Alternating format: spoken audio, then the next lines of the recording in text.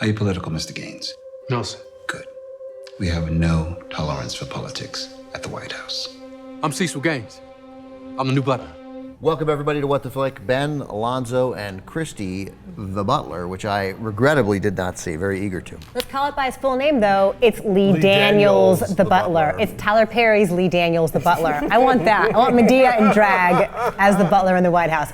So Forrest Whitaker plays, he's a fictionalized version of a real guy who served 8 different U.S. presidents. Actually, no, it's everyone from Eisenhower to Reagan, right? That's 7.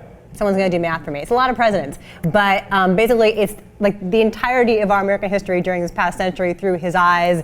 Civil rights movement, Kennedy assassination, what else? Vietnam, things like that, gas prices, Watergate. Anyway, it's all there, and it's this fantastic cast. Forrest Whitaker, Oprah Winfrey. Name a person there in this film. Take a look.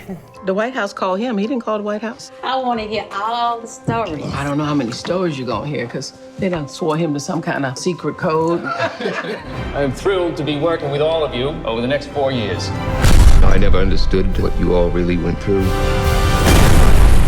You've changed my heart. So this is very Oscar bait. I wrote a whole piece on the fact that this is Oscar bait. Well, yeah, no question. And I think that the weakest moments of the film are the ones where you can feel like he's hewing to that formula, where he wants the audience to feel uplifted, to be sort of proud and cry at the same time, and I watched those moments happening, and I thought, okay, well that's what that's supposed to be, but I'm not feeling that in any way. But there's so much that this movie does well that I wish it could have just sort of shied away from what are obviously the kind of for your consideration moments and focused on that. I mean, for me, the highlight of the film, there's this great sequence. It takes place in the early '60s where the butler, Forrest Whitaker, and his co-workers, who are played by Lenny Kravitz and Cuba Gooding Jr., are setting up a state dinner, and while intercutting with that is David Oyelowo as Forrest Whitaker's son, and a group of nonviolent protesters occupying a Woolworth's lunch counter in Nashville, Tennessee. It's Kennedy. Okay, Kennedy. Yeah. You know, so you have this very sort of fancy Washington, D.C. dinner taking place, and then you have these guys being taunted and beaten and all this stuff happening to them by not just the cops, but just the other patrons of the Woolworths. And it's a really powerful moment, and it reminds you that so many movies, so many Hollywood movies about civil rights and racism tend to be about white people.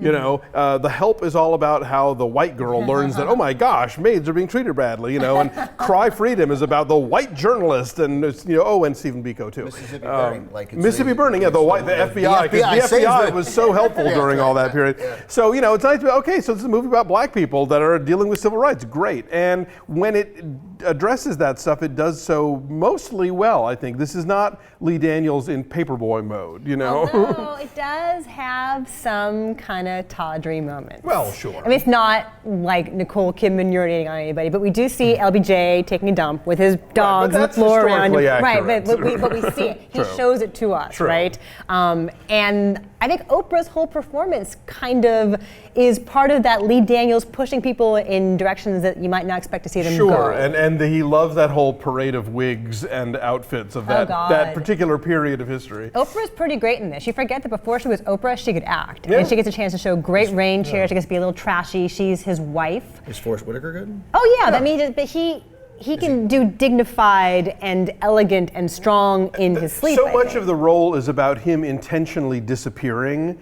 because that's what the butlers were sort of expected to do. So he does it really well, but it's hard to sort of quantify that as whoa, what a hell of a performance. But it is. I mean, that is acting in its own way, and he does it very well. But yeah, Oprah's really good. David Oyelowo, I think, is the star here. He really walks away with the movie and has the most interesting arc, I think. The real life wife who Oprah played died, I think, 2 days before Obama was elected in 2008. And they were planning on voting together. I read that. Actually, that kind of happens in the movie. We do see that. But a lot of the stunt casting is kind of great. Like, I love John Cusack as Nixon because it's not the caricature that we may expect. Like, he finds the insecurity in him. He finds like the small kind of awkward moments in him when he tries to go down to the kitchen and talk to the staff.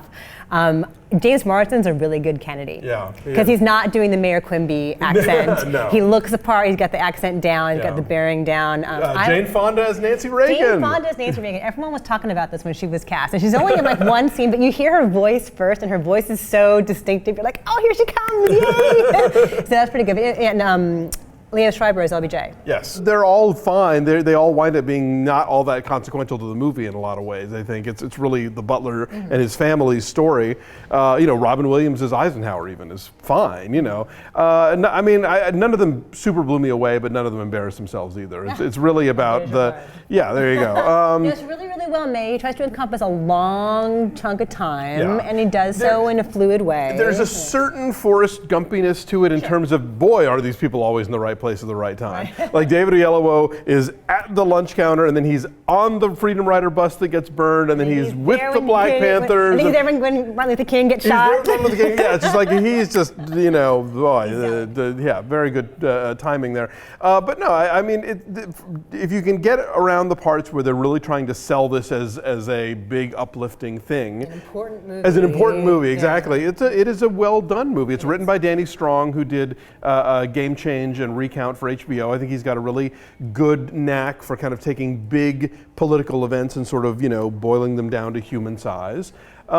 It's worth seeing. It's really good. What'd you give it? I give it an 8. You gave it a 7.8. Very true. I did give it a 7.8. And I give it a 7.1. All right, so it's 7.5 for The Butler. I'm anxious to see it. I suspect you should be too.